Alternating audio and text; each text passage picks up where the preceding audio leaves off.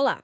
Hoje a gente começa uma exploração focada numa figura assim de grande força e um certo mistério na tradição do candomblé Angola. Que tempo? Uhum. Ele é um Kizi, que, bom, podemos entender como uma divindade ou talvez uma força da natureza, e é reverenciado como senhor do tempo, né? Exato, E dos ciclos da vida. exato. Para nossa análise, a gente está se baseando em partes de um texto dedicado a ele. Que tempo? O Senhor dos ciclos e do tempo sagrado. Um material bem rico, né? Sim, e a nossa ideia aqui é tentar desvendar um pouco o papel de que tempo, sabe? Mergulhar nos mitos, nos símbolos, entender a relevância dele como esse guardião da transformação. Certo. E tem algo que já desperta curiosidade logo de cara. As fontes descrevem a energia de que tempo como rara, quase seletiva. Dizem que são poucos os filhos escolhidos e as manifestações dele nos rituais também são mais pontuais. Verdade. Essa raridade que você mencionou é um ponto de partida excelente.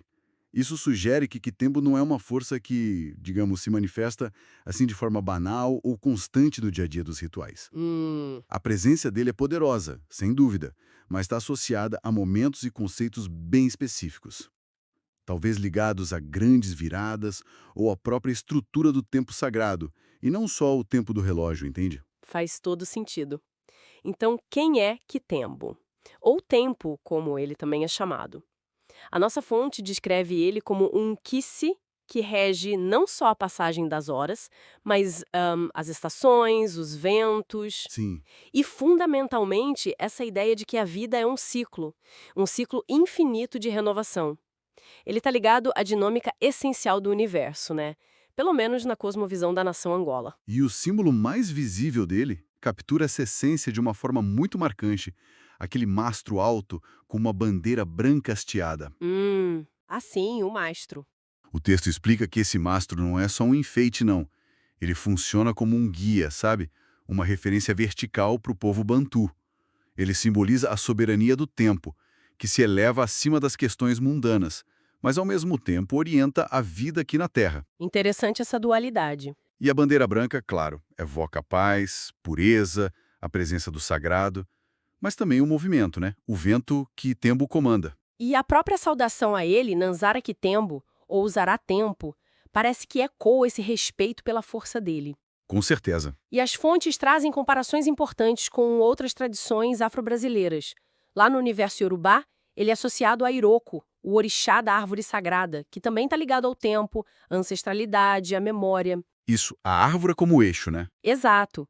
E no panteão GG, a figura correspondente seria Locô. O que é particularmente revelador aí é essa convergência de conceitos, né? Diferentes nações, claro, com suas particularidades, mas todas reconhecem a necessidade de uma entidade que personifique o tempo, a ancestralidade e essa ligação com a natureza primordial. Uhum. E muitas vezes isso é simbolizado por uma árvore como o Iroko ou um eixo vertical como o mastro de Kitembo. Então, Iroko, Loco, Kitembo, eles partilham esse domínio sobre o fluxo temporal e a conexão com as raízes, com a memória coletiva. São como eixos que ligam o céu e a terra, né? O passado, o presente e o futuro. E falando em raízes, em conexões, a linhagem mítica de Kitembo, segundo a fonte, também coloca ele numa teia bem complexa. Assim, a família dele, Isso, ele é irmão de outras forças importantes como Kafundegui, que é associado ao Baloaie, o senhor das doenças e curas, certo? Capendê, ligado a Ossain, que detém o segredo das folhas, e Ongolo, próximo de Oxumaré, o arco-íris que simboliza a renovação, dualidade. Uma rede poderosa. É. O texto até menciona uma afinidade especial com Cafundige, sugerindo que os filhos de ambos têm semelhanças. Essa rede de parentesco é fundamental, né? Não estamos falando de entidades isoladas, mas de um sistema interligado de forças. E a narrativa do nascimento de Kitembo adiciona ainda mais profundidade a essa natureza transformadora dele. Como assim? Ele é descrito como filho de Nzumbaranda, que é relacionada a Nanamburucu, a anciã das águas paradas, ligada à origem, à morte, à ancestralidade, e teria nascido com alguma, digamos, imperfeição. Ah, Só que, longe de ser rejeitado, ele é acolhido e nutrido por Encaiala, associada a Iemanjá, a grande mãe das águas salgadas, símbolo da vida, da fertilidade. E o toque final é ser encantado, consagrado por Lembringanga, que seria o Oxalá do panteão Bantu, o princípio criador. Nossa, essa trajetória é fascinante. Quer dizer, ele sai de uma origem potencialmente difícil, passa pelo acolhimento maternal e culmina na consagração pela força criadora. Isso realmente molda a imagem dele como um inquise de superação, de transformação inerente, né? Exatamente. Essa jornada mítica já contém em si a essência do ciclo que ele rege. Dificuldades iniciais, cuidado, crescimento e, finalmente, a assunção do seu poder, do seu propósito. Ele não é apenas o senhor dos ciclos externos, mas a própria história dele é um ciclo de transformação. E essa ideia de assumir o próprio poder está bem no centro de uma lenda angolana sobre como Quitembo se tornou o senhor do tempo. Ah, a lenda da forma humana dele. Essa mesmo. A fonte conta que, em sua forma humana, Quitembo era um homem com uma energia que transbordava, quase hiperativo. Estava sempre em movimento, mas vivia frustrado, achando os dias curtos demais para as ambições dele. Reclamava sem parar para Zambi, o deus criador supremo. Uma queixa bem humana essa, né?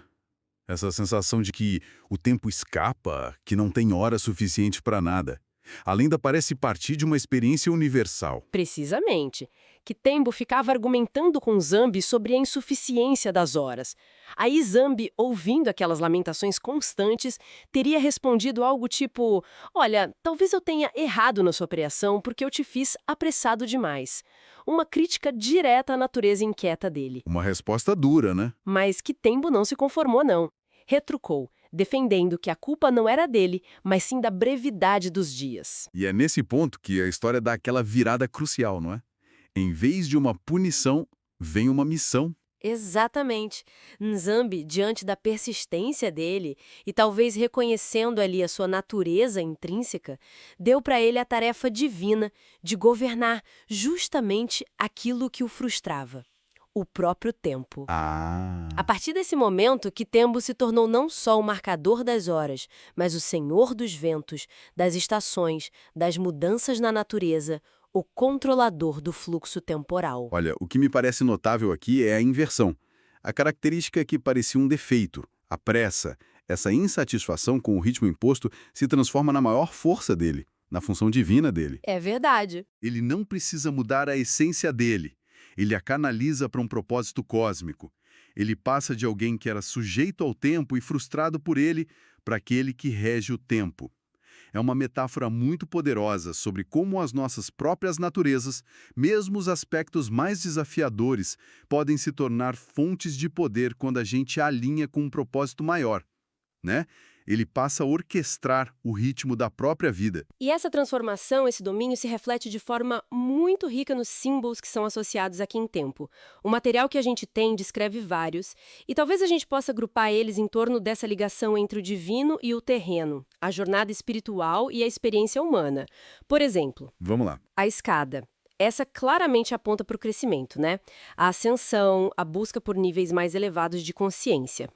A grelha, esse já é um símbolo mais austero, que remete ao sofrimento humano, mas com a ideia implícita de que essas provações são transmutadas em aprendizado, em depuração. Sim, são símbolos que traçam um caminho, né?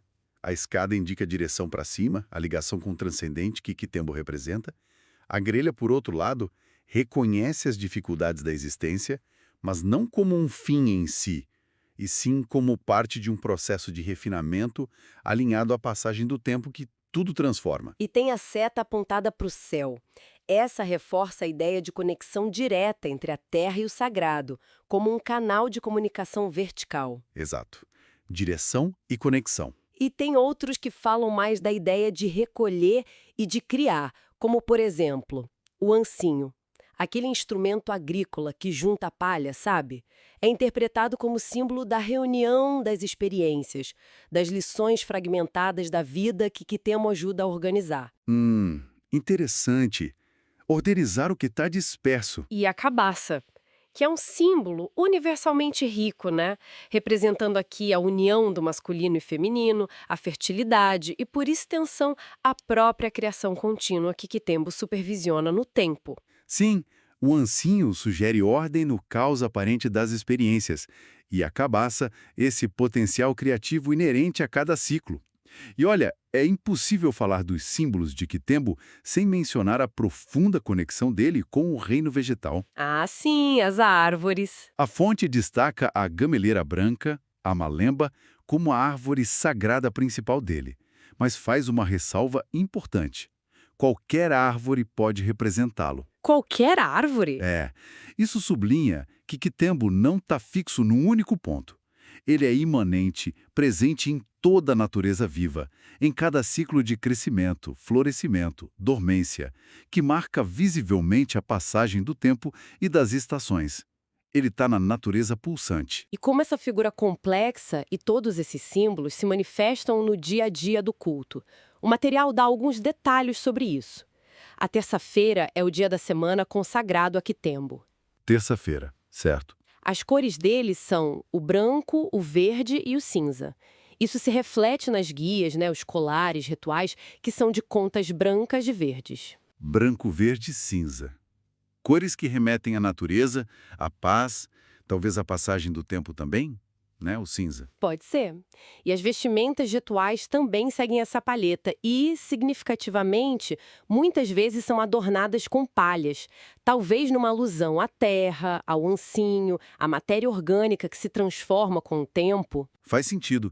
E as oferendas mencionadas, farinha, fumo de rolo, mel, pipoca são elementos simples, mas carregados de simbolismo dentro do contexto ritualístico, buscando honrar essa energia dele de transformação e sustento. Uhum. E a lista de plantas sagradas associadas, agapanto, arroeira, baba de velho, cajueiro e por aí vai, só reforça o que a gente comentava.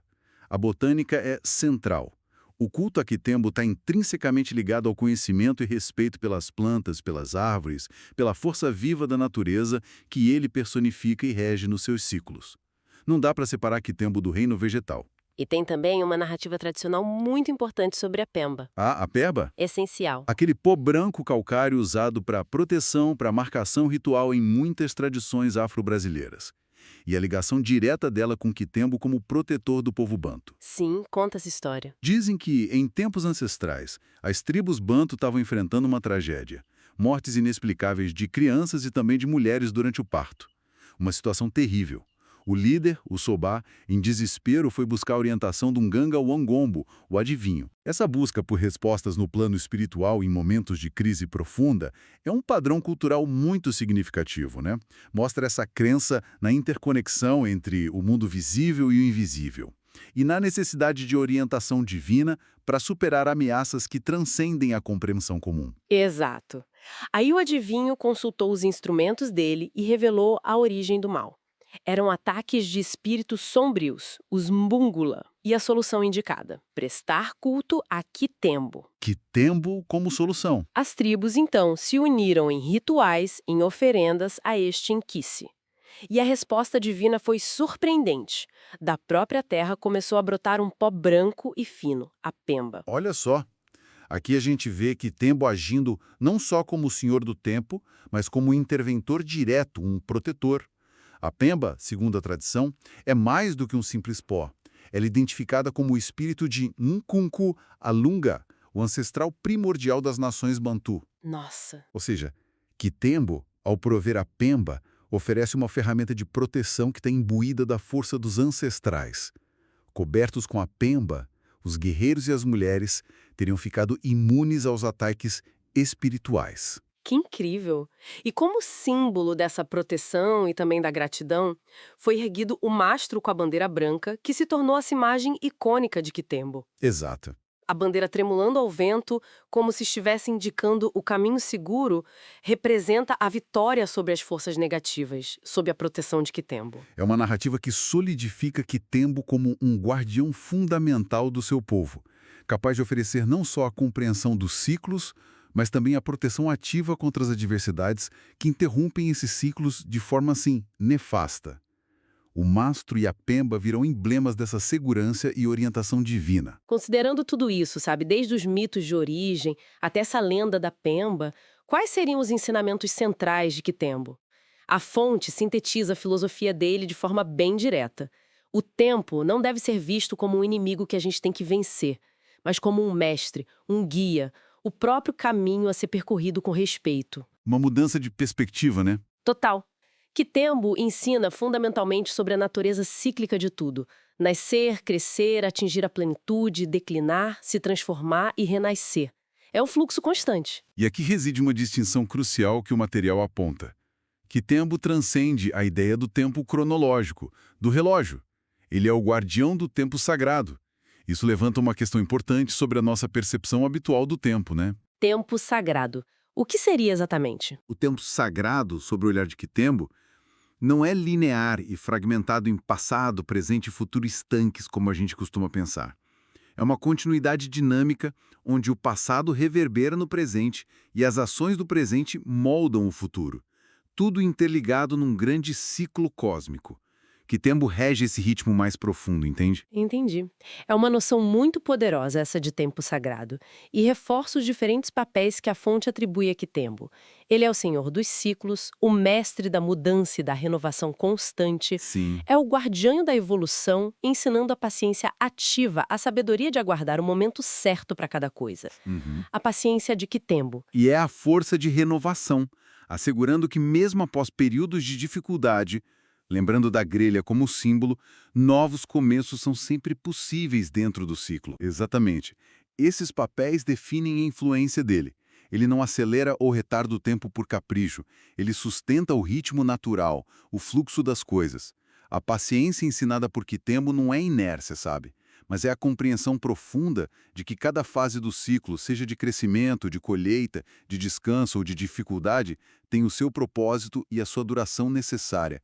É uma sabedoria de adaptação e aceitação dinâmica. Recapitulando rapidinho, os nomes e títulos dele. Nkisi Kitembo, que é o mais usado no candomblé Muola, simplesmente Tempo, como personificação direta, e Senhor dos Ciclos. Certo. E as correspondências que a gente já mencionou. Iroko, na tradição iorubá, e Loko, na Jeje. Essas múltiplas designações e os paralelos em diferentes culturas só sublinham a universalidade e a profundidade do conceito que ele encarna. Essa relação humana e cósmica com o tempo, com a mudança e com a natureza cíclica da existência. Então, o que tudo isso significa em termos práticos, assim, para nossa compreensão da vida? Qual seria o legado de Kitembo? A fonte conclui que ele é honrado como o grande organizador da vida, aquele que nos recorda a sacralidade de cada instante e a importância vital de respeitar e aceitar as mudanças como parte integrante do existir. A mensagem central dele talvez seja essa, que nada, exceto a própria mudança, é permanente. E essa aceitação da impermanência, como é apresentada no contexto de Kitembo, não leva ao niilismo, não. Leva à sabedoria. A força real, sugere a filosofia dele, reside em compreender e fluir com os ciclos e transformações, em vez de resistir a eles em vão. Fluir com o tempo? Exato. Trata-se de encontrar harmonia no fluxo, aprender com cada estação da vida, confiando que a renovação é inerente ao processo. É uma perspectiva que valoriza enormemente a resiliência, a adaptabilidade e a capacidade de encontrar sentido na continuidade da mudança. Em Zara Kitembo, que a gente possa absorver um pouco dessa sabedoria, de acolher o tempo, aprender com as passagens dele e construir o futuro com a esperança que a renovação sempre traz. Bonito? E para quem nos acompanha, fica uma reflexão final inspirada por essa exploração de Kitembo. Se a gente encarar as transições e mudanças na vida não como interrupções caóticas, mas como manifestações de um ritmo fundamental e renovador, como o Kitembo ensina, que novas perspectivas será que se abrem para navegar essas passagens? Boa pergunta. Ou por outro lado, como a ideia central de que nada é permanente pode influenciar a forma como a gente valoriza o presente e projeta o futuro. Fica aí para a gente pensar.